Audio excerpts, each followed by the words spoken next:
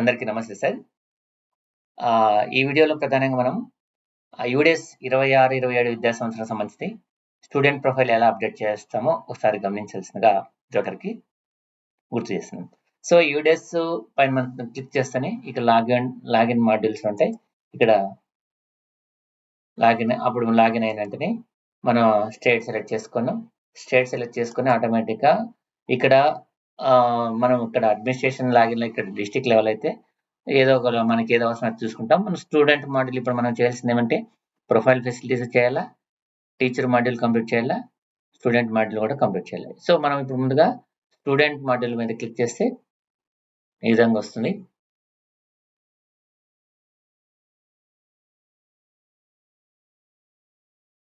So, student module login అయితేనే మనకి ఇట్లా వస్తుంది. ఇట్లా లాగిన్ వెంటనే మనం ముందుగా 26, 27 విద్యా సంవత్సరం సెలెక్ట్ చేసుకుంటే సో, మొత్తం ముందుగా ఒక డాష్ బోర్డ్ ఓపెన్ అవుతుంది. ఈ details list of active students, ఈ MBU status not progress students details అన్ని కూడా మనకి ఇక్కడ వస్తాయి. సో, ఇది మనం ఇప్పుడు ప్రెజెంట్ అది ఇంపార్టెంట్ కాదు కాబట్టి ఇది క్లోజ్ చేసుకొని ఆ పర్టికులర్ స్కూల్ సంబంధించినటువంటి డాష్ బోర్డ్లో మనం ఈ అంశాలన్నీ కూడా గమనిద్దాం. సో, ఇప్పుడు ఈ క్లాస్లో ఈ పర్టికులర్ స్కూల్ సంబంధించినటువంటి స్టూడెంట్ మాడ్యూల్స్ ఏదైతే స్టూడెంట్ ప్రొఫైల్ సంబంధించినటువంటి అన్ని కూడా ఎంతమంది పిల్లలు ఉన్నారో అన్ని కూడా ఇన్కంప్లీట్గా ఉన్నాయి. సో, నేను ఉదాహరణకి ఒక క్లాస్ తీసుకుంటున్నా. ఒక క్లాస్లో ఒక సెక్షన్ ఉండొచ్చు, 2 సెక్షన్లు ఉండొచ్చు, అన్ని సెక్షన్ మొత్తం కనబడతాయి. సెక్షన్ వైజ్ ఇది మొత్తం అందరి విద్యార్థులకి ప్రొఫైల్ అప్డేట్ చేయాల్సిన అవసరం అయితే ఉంటుంది. సో, ఇందుగా ఇక్కడ ముఖ్యంగా నేను తీసుకున్నది 6th క్లాస్ కాబట్టి 6th క్లాస్లో జీపీ ఆల్రెడీ కొద్దిగా ఫిల్ అయి ఉంటుంది. మిగతా డీటెయిల్స్ అన్నీ కూడా మనం సబ్మిట్ చేయాలి. అయినప్పటికీ మనం ఒకసారి చెక్ చేసుకొని ఏమన్నా అవసరమైతే కరెక్షన్ చేసుకోవచ్చు.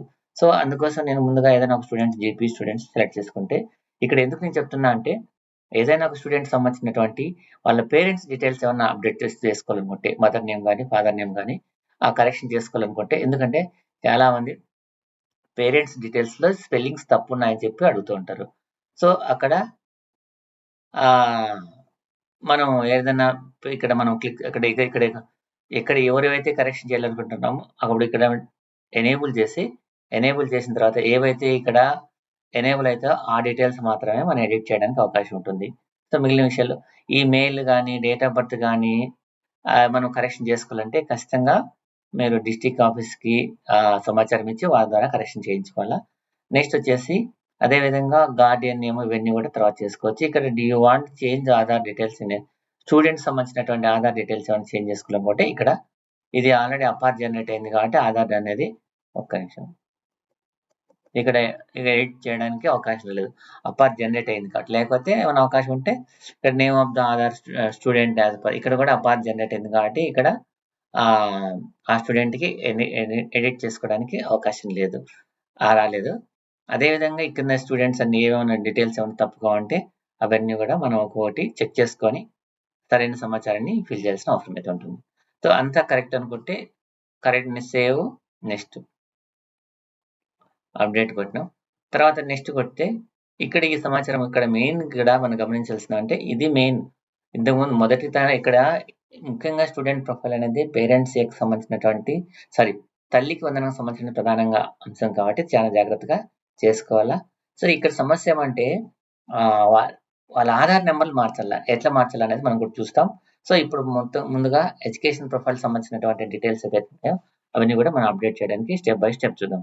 సో, ఇక్కడ ఆ పిల్లవాడు క్లాస్ సెక్షన్ రోల్ నెంబర్ అవన్నీ జనరల్గా రాస్తారు. మీరు అడ్మిషన్ నెంబర్ రాస్తారు.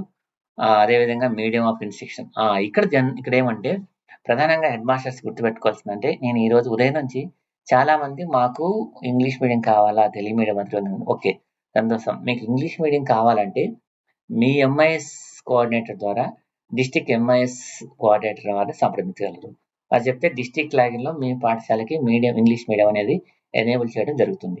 దయచేసి గుర్తుపెట్టుకోండి, ఎవరికైతే ఇంగ్లీష్ ఇక్కడ మీడియం ఆఫ్ ఇన్స్ట్రక్షన్ అని ఉంటుందో వారంతా కూడా మీ ఎంఐఎస్ ద్వారా డిస్ట్రిక్ట్ డిఈఓ ఆఫీస్లో ఏఎస్వైపిఓ గారిని కానీ అదేవిధంగా సమగ్ర శిక్షలో ఏఎస్వైపిఓ గారిని కానీ సంప్రదించి ఆ డీటెయిల్స్ అక్కడ మీడియం ఆఫ్ ఇన్స్ట్రక్షన్ కొద్దిమంది ఒక మీడియం ఉంటుంది, తెలుగు మీడియం మాత్రం ఉంటుంది.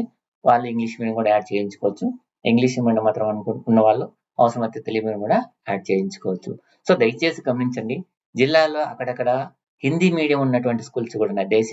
దయచేసి ఇక్కడ మీడియం ఆఫ్ ఇన్స్ట్రక్షన్స్ తో కొన్ని పాఠశాలలో హిందీ మీడియం అనేటువంటివి ఉన్నాయి.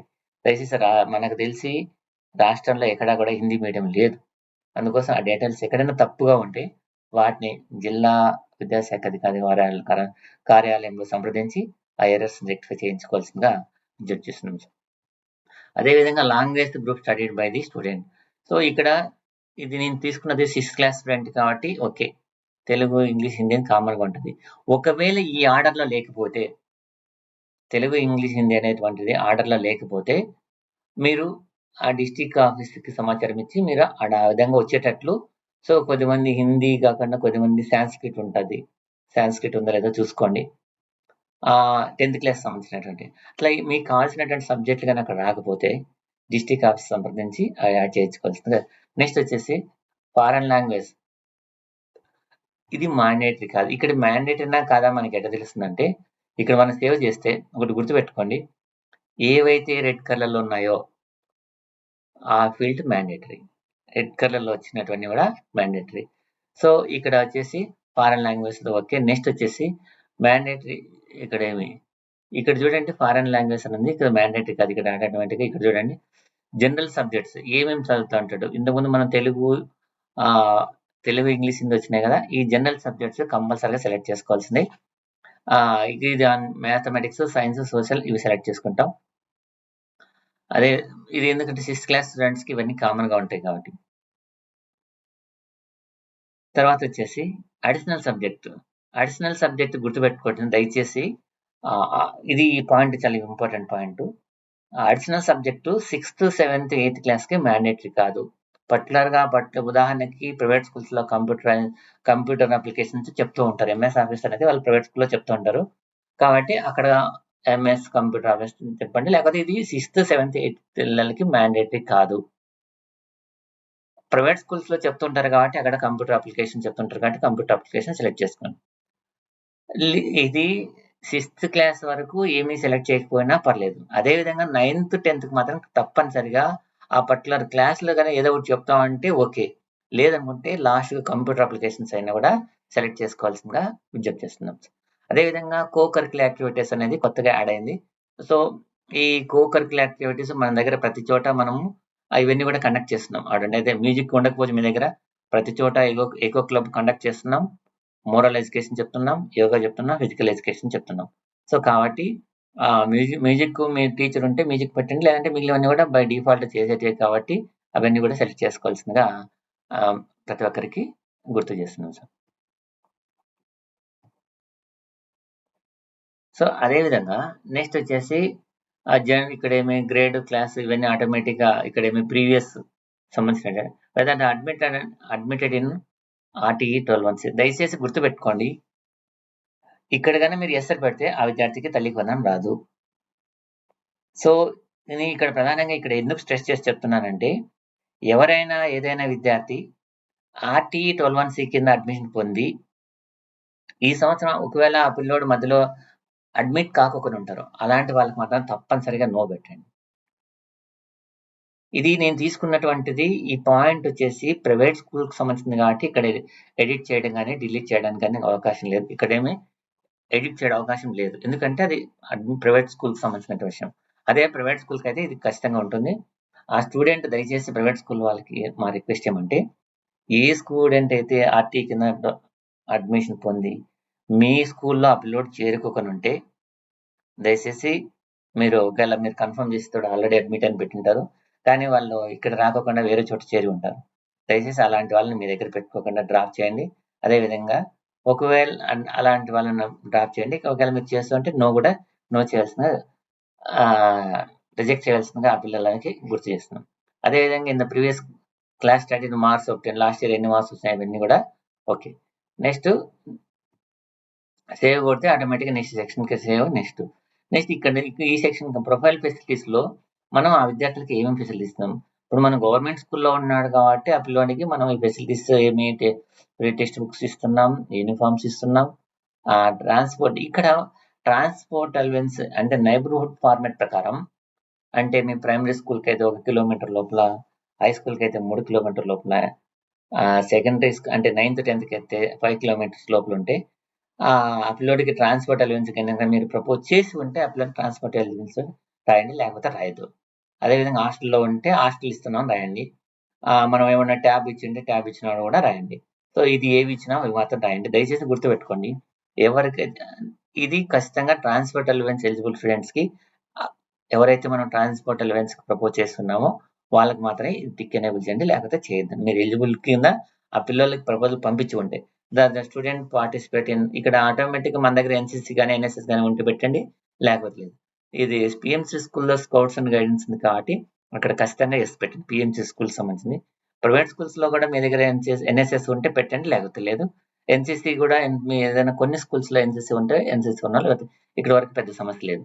నెక్స్ట్ వచ్చేసి ఫెసిలిటీస్ ఫర్ సిడబ్ల్యూఎస్ఎన్ స్టూడెంట్స్. మనకు ఒకవేళ సిడబ్ల్యూఎస్ఎన్ కింద ఏమైనా ఎస్ పెట్టింటే అది సిడబ్ల్యూఎస్ఎన్ సంబంధించిన ఏమైనా డీటెయిల్స్ ఇచ్చి ఉంటే ఆ డీటెయిల్స్ మనం ఇక్కడ ఎంటర్ చేస్తాం. ఒకవేళ ఆ పిల్లోడు whether the student belongs to CWSN అని ఉంటే అది ఎస్ పెట్టండి. Whether the student అప్పీర్డ్ in any state level competition. ఒకవేళ ఇది మనకు తెలిసిందే. ఏమన్నా అప్పీర్ అంట, లేకపోతే లేదు.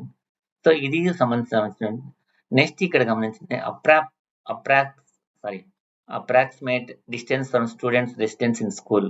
అంటే ఈ పాఠశాల నుంచి స్కూల్ ఎంత దూరంలో ఉంది. సో ఈ పాయింట్ ఎందుకు హెల్ప్ అవుతుందంటే ట్రాన్స్పోర్ట్ ఎలిమెంట్స్కి సంబంధించినటువంటి ఇది హెల్ప్ అవుతుంది. కాబట్టి స్కూల్ నుంచి ఇక్కడికి ఎంత దూరంలో ఉంది అనేది వాళ్ళ ఇంటి నుంచి పాఠశాలకి ఎంత దూరంలో ఉంది అనేది మనం గుర్తుపెట్టుకోవాల్సింది. ఆ డిస్టెన్స్ మెన్షన్ చేయవలసిందిగా ఇది అది రిక్వెస్ట్ చేస్తున్నాం సార్. నెక్స్ట్ వచ్చేసి నెక్స్ట్ కొట్టినాం. నెక్స్ట్ కొట్టాలి. నేను సేవ్ కొట్టలేదు. సేవ్ కొట్టుకోగా నెక్స్ట్ కొడుతున్నాం. ఇక్కడ వచ్చేసి పేరెంట్ ఆధార్ డీటెయిల్స్. ఇక్కడ మనం ప్రధానంగా గమనించాల్సినవి అంటే ఎందుకు చెప్తున్నా అంటే తల్లికి వందనం కూడా చాలా సమస్యలు. సో ఉదాహరణకి ఒక స్టూడెంట్‌కి పేరెంట్స్ లేరు. సో పేరెంట్స్ లేనప్పుడు అలాంటప్పుడు గార్డియన్ సెలెక్ట్ చేసుకోండి. గార్డియన్ చేసుకొని ఓకే. ఇక్కడ గార్డియన్ సెలెక్ట్ చేసుకున్నప్పుడు కూడా ఇక్కడ కొంతమంది అంటే పిల్లవాడు గార్డియన్ సెలెక్ట్ చేసుకున్నాడు. గార్డియన్‌కు 6 స్టెప్ వెలిడేషన్‌లో వాళ్ళకి రాదు. అట్లాంటప్పుడు రాలేదు. అందుకోసం ఇక్కడ ఏ పిల్లవాడికి ఏ గార్డియన్ రాస్తే తల్లికి వందనం ఎలిజిబుల్ అవుతుందో చూసుకొని వాళ్ళ డీటెయిల్స్ ఇవ్వాల్సిందిగా రిక్వెస్ట్ చేస్తున్నాం. ఎందుకంటే చాలా మంది విద్యార్థులు ఆర్ఫన్ పిల్లలు తల్లికి వందనం రాలేదని చెప్పి తరచూ ఫిర్యాదు చేయడం జరుగుతుంది. రెండోది వచ్చేసి తల్లి లేదా తండ్రి ఒకరు మాత్రం ఉన్నారు, కానీ ఆధార్ నెంబరు తల్లి లేదు, తండ్రి ఉంది, కానీ ఆధార్ నెంబర్ ఉంది అనేటువంటిది ఇంతకుముందు మనం ఉన్నట్లుంటాయి. అందుకోసం మనము ఇలాంటప్పుడు ఎవరి ఆధార్ నెంబర్ పెట్టాలనుకుంటున్నామో వాళ్ళ మాత్రం ఎనేబుల్ చేస్తాం. సో ఇక్కడ ఎవరి నెంబర్ పెట్టాలనుకుంటున్నామో వాళ్ళు ఇది ఇక్కడ సెలెక్ట్ చేస్తేనే ఎంటర్ చేస్తాం, కానీ లేకపోతే లేదు. సో తండ్రి ఆధార్ నెంబర్ మార్చాలనుకుంటే ఇక్కడ ఎంటర్ చేయండి. లేదు తల్లి ఆధార్ నెంబర్ మార్చాలనుకుంటే ఇక్కడ ఎంటర్ చేయండి. Do you want change mother Aadhaar number అనుకుంటే ఇక్కడ ఎంటర్ చేయండి. సో ఇక్కడ ఏం చేస్తున్న 2 సెలెక్ట్ చేసుకుంటే 2 సెలెక్ట్ చేసుకోండి. సో ఏది సెలెక్ట్ చేస్తే అది మాత్రమే ఎంటర్ చేస్తారు. ఖచ్చితంగా ఇది వర్కౌట్ అవుతుంది. అది చాలా మంది కొన్ని మండలాల నుంచి మాకు కాలేదు సార్ అంటున్నారు. కానీ ఇక్కడ మీరు ఏది సెలెక్ట్ చేయాలనుకుంటున్నారో, ఏది చేంజ్ చేయాలనుకుంటున్నారో అక్కడ ఎంటర్ చేయాల. చేంజ్ చేయాలనుకుంటే ఆ ప్లేస్‌లో వేరే నెంబర్ ఎంటర్ చేయాల. ఉదాహరణకి ఒక మండలంలో తల్లి ఆధార్ నెంబర్ ఉంది, కానీ ఇప్పుడు తల్లి లేదు. సో ఇక్కడ ఏం రాయాలా? ఇక్కడ గ్యాప్ పెట్టేసి తండ్రి ఆధార్ నెంబర్ ఎంటర్ చేస్తే ఆటోమేటిక్‌గా ఇక్కడ ఏమి do you want change mother Aadhaar number ఉంటుంది. ఆటోమేటిక్‌గా తండ్రి ఆధార్ నెంబర్ చేంజ్ చేస్తే సరిపోతుంది. ఇక్కడ లేదు ఫాదర్ ఆధార్ నెంబర్ మార్చాల. ఇక్కడ ఇంతకుముందు ఫాదర్ ఆధార్ నెంబర్ ఉంది. ఇక్కడ కూడా మదర్ ఆధార్ నెంబర్ రావాలనుకోండి. ఇక్కడ do you want change the father Aadhaar number అంటే ఈ ప్లేస్‌లో ఎవరు రావాలా? ఎవరిది రావాలనుకుంటారో ఆ నెంబర్ ఇక్కడ వేయాల్సిందిగా రిక్వెస్ట్ చేస్తున్నాము. ఆటోమేటిక్‌గా ఆ పిల్లోడు అర్హత గల ప్రతి విద్యార్థికి తల్లికి వందనం ఎలిజిబిలిటీ అటువంటి అవకాశం ఉంటుంది. సో ఈ మార్పులను మీరు ఏమైతే చేయాలనుకుంటున్నారో అవి జాగ్రత్తగా చూసుకొని ఇక్కడ ప్రివ్యూ చూసుకొని ఆ విద్యార్థి వివరాలన్నీ కూడా సక్రమంగా ఉన్నాయో చూసుకొని 1కి 2 సార్లు వెరిఫై చేసుకొని ఖచ్చిత సమాచారాన్ని మీరు ఇవ్వాల్సిందిగా ప్రతి ఒక్కరికి రిక్వెస్ట్ చేస్తున్నాం sir. Thank you.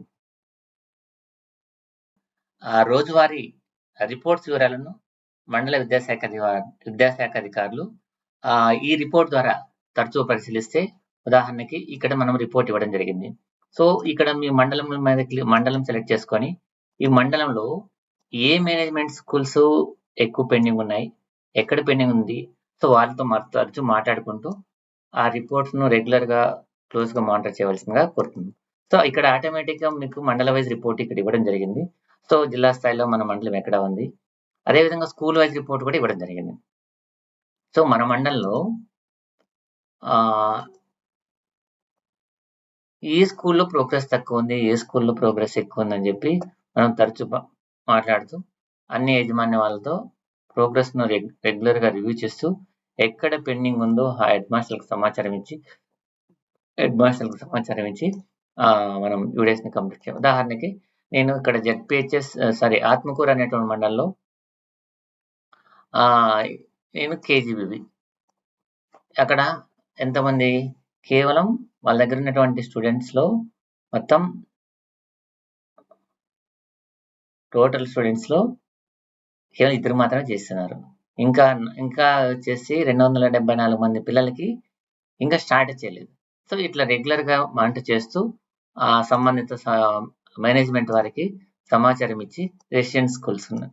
Residential schools ఇక్కడ చూడడానికి కొన్ని స్కూల్లో ఇక్కడ చూడండి, ఒక స్కూల్లో 388 మంది ఇక్కడేమి కమ్మదూరు బాయ్స్ నూతిమడ హై స్కూల్లో ఒకరికి మాత్రమే కంప్లీట్ చేసినారు. సో ఈ విధంగా మండల విద్యాశాఖ అధికారి వారు రిపోర్ట్ను పరిశీలిస్తూ సంబంధిత యాజమాన్యం వారికి సమాచారం ఇచ్చి రెగ్యులర్ గా మానిటర్ చేయవలసిందిగా కోరుతున్నాం. ఈ రిపోర్ట్ యొక్క లింక్ ను ఈ గ్రూప్ డిస్క్రిప్షన్ ఇవ్వడం జరిగింది. వాటిని పరిశీలిస్తూ 100% ఖచ్చిత సమాచారం అప్డేట్ అయ్యే విధంగా మండల విద్యాశాఖ అధికారులతో చర్య తీసుకుంటారని చెప్పి విజ్ఞప్తి చేస్తున్నాం సార్. Thank you.